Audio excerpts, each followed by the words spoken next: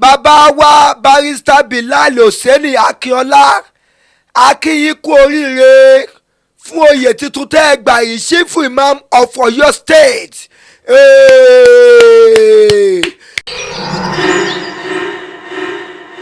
wọ́n sọ pé wọn ò fìdílé yàn wọn ò fẹ́ bí yàn àwọn ẹlẹ́bídé ẹ lọ jókòó sẹ́gbẹ́ kan àwọn onídìílédé ẹ lọ jókòó sẹ́gbẹ́ kan ọ̀n fìdílé yàn mọ́ kì í ṣe oyè ọba oyè máàmù ẹni tó bá ní ẹ̀kọ́ ni. tí wọ́n ń pòsì fọ́tò wọn káàkiri lórí íńtánẹ́ẹ̀tì ní chief imam of Ọ̀yọ́ ní chief imam of Ọ̀yọ́ ó wà tán yín kò já mọ́ yín lọ́wọ́ báwo lẹ ṣe bá fẹ́ máa rìn káàkiri ìgboro báyìí. ẹni tó tọ́ sí òun náà gbé fún yìí barrister Bilal Hussaini Akínọlá ẹ kú oríire sà ní chief imam of Ọ̀yọ́. Òkodoro Yorùbá tẹlifíṣàn.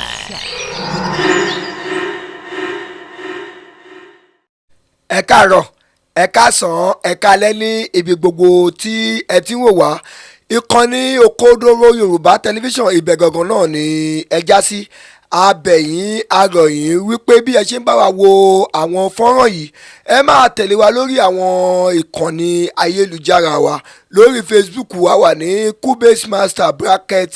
Òkodoro Yorùbá tẹlifíṣàn lórí TikTok Òkodoro Yorùbá tẹlifíṣàn lórí Instagram Òkodoro Yorùbá tẹlifíṣàn lórí YouTube wa Òkodoro Yorùbá tẹlifíṣàn ẹ sì má gbàgbé láti bá wa tan notification button sílẹ̀ nítorí àwọn fọ́nrán mi tí ó máa jáde ẹ bá wa like ẹ bá wa share kẹsì bá wa comment ojú tẹ fún wa kò ní fọ́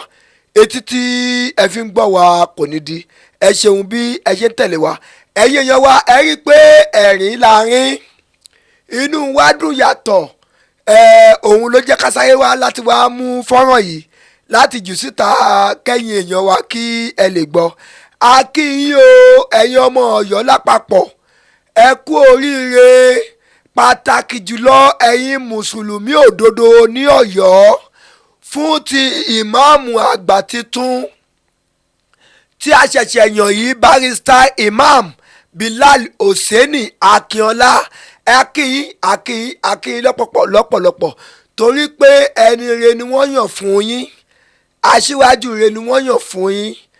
òmọ̀wé ni wọ́n yàn fún yín ẹni tó mọ̀ pa ẹ̀sìn òun náà ni wọ́n yàn fún yín òun ni mo jẹ́ máa ń sọ fún wa yìí pé ẹ jẹ́ ká ṣe èrè o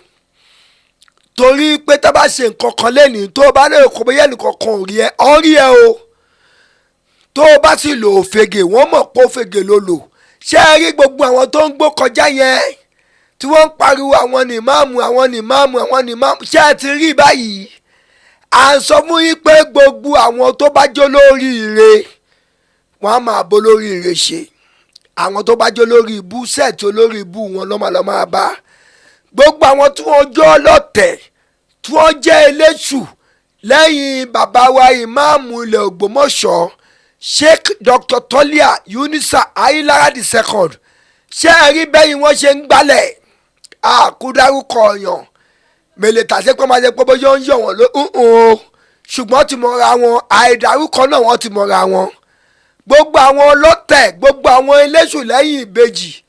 tí wọ́n ń ṣèṣù tí wọ́n ń ṣọ̀tẹ̀ tí wọ́n ń gbógun tí wọ́n ń toríṣiríṣi nípa ìmáàmù ilẹ̀ Ògbómọ̀ṣọ́ kí mùsùlùmí máa tako mùsùlùmí kí mùmùní máa tako mùmùní mi ò gbọ́ rí àfi tàwa tilẹ̀ Yorùbá yìí ṣé ẹ ti rí báyìí ẹ rí pé yìnyín tí wọ́n lẹ̀ gbogbo ẹ̀yin tẹ́ ẹ lérò kò bóyá yìí ló máa já sí lọ́wọ́ kò já sí yín lọ́wọ́ o bàbá wa barrister Bilal Hussaini Akínọlá àwọn ní chief imam tuntun fún gbogbo ilẹ̀ Ọ̀yọ́ gbogbo kàràkàrà Ọ̀yọ́ lẹ́ni Ọ̀yọ́ oko ní barrister Imam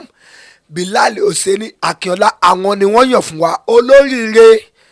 ọlọ́lá gbajúmọ̀ ẹni tó lẹ́kọ̀ọ́ nípa ẹ̀sìn tí kì í ṣe àwọn agbó bíi ajá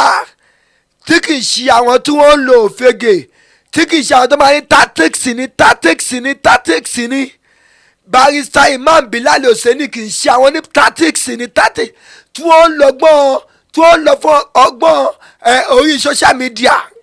tí wọ́n ń pòsì fọ́tò wọn káàkiri lórí íńtánẹ́ẹ̀tì ní chief imam of Ọ̀yọ́ ní chief imam of Ọ̀yọ́ ó wà tán yín ó wà tán yín kò já mọ́ yín lọ́wọ́ báwo lẹ ṣe bá fẹ́ máa rìn káàkiri ìgboro báyìí báwo lẹ ṣe fẹ́ máa ṣe fẹ́ngẹ́ lórí íńtánẹ́ẹ̀tì yín báyìí báwo lẹ ṣe máa ṣe láǹfọ̀ ọ̀rọ̀ tẹ́ máa ń sọ báyìí àti sọ fún yín wípé kò sẹ́ni tó lè dìtẹ̀mí ẹni re kò sẹ́ni tó lè gbógun tẹni re kó má rí ìjàkulẹ̀ náà lẹ ti wá rí yìí o ẹ máa bá pò ó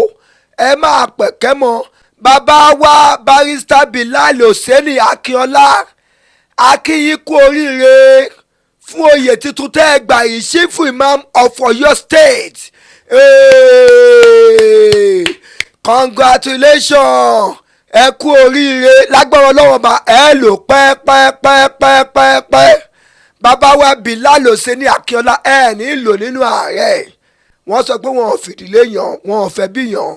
àwọn ẹlẹ́bídé ẹ lọ jókòó sẹ́gbẹ́ kan àwọn onídìílédé ẹ lọ jókòó sẹ́gbẹ́ kan fìdílé yàn mọ́ kì í ṣe oyè ọba oyè máàmù ẹni tó bá ní ẹ̀kọ́ ni oyè máàmù ẹni tó bá lè tó nǹkan ni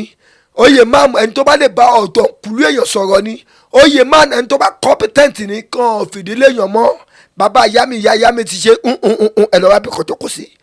ẹni tó tọ́ sí òun náà gbé fún yìí barrister Bilal Hosseini Akínọlá ẹ kú oríire sà ní chief imam of Ọ̀yọ́ ẹ kú oríire sà Òkodoro Yorùbá ń kí yín pé ẹ kú oríire oyè yìí ẹ lò pẹ́pẹ́pẹ́pẹ́pẹ́ asalaamu aleykum warahmatulahi wabarakatu Òkodoro Yorùbá tẹlifíṣàn ire o. Òkodoro Yorùbá tẹlifíṣàn.